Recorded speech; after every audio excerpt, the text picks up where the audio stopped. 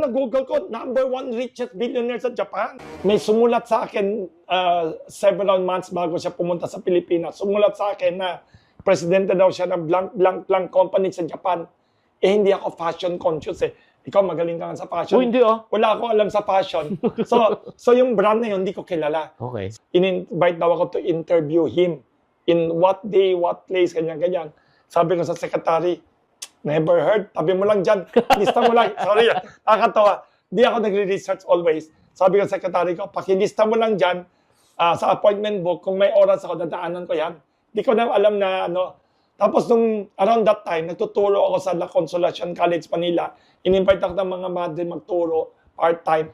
Paglabas ko dun sa eskwelahan sa Mendiola, sabi ko sa driver, ano next appointment? Mga 5, 6 o'clock na.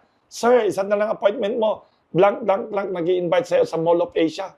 Malapit na, Mendiola, Ross Boulevard. Sige, doon na tayo. Doon na ako magmerienda, sabi ko. Dahil na ako, curious ako, ano ba yan? So pagdating ko doon, sa Mall of Asia, sabi ko, blank. Ah, sir, sa second floor. Escalator ako. Pagkakyat ko, may isang tindahan pala yun. Tindahan pala siya. Hindi pa siya bukas.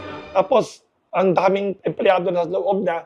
Doon sa gitna ng tindahan na malaki, may 3 upuan na-ready na. Andun yung magpapa-interview na hapon, isang magandang babaeng interpreter na hapon, tapos isang upuan ako. Ikaw. Oh, tapos sabi ko, sige na nga, interview kami. So, nagkwentuhan na. Akala ko executive, akala ko ordinary presidente ng company na rose from the rank, professional.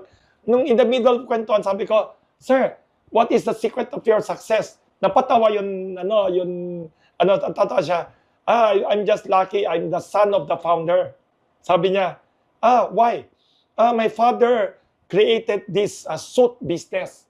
Yung Amerikana na business daw. Ginawa niyang casual wear. Pinalit lang niya. Ginawa niyang casual wear. Pangalan niya, Uniqlo.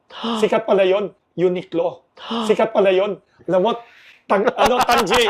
Alam mo, Tanji, ako. Hindi ko alam ano Uniqlo. Hindi imagine. Ang sinaulo ako doon. Hindi ko alam. Wala pa sa Pilipinas doon. Hindi ako fashion conscious. Sikat pala yun. At nakakatawa, hindi ko alam. Tapos, nagkikwentuhan kami. Siya, nakakatawa. Tapos, tapos tinanong ko, nagkwentuhan ko, parang hindi ako seryoso, kwento. Sabi ko, may-ari pala to. Hindi to manager na ano.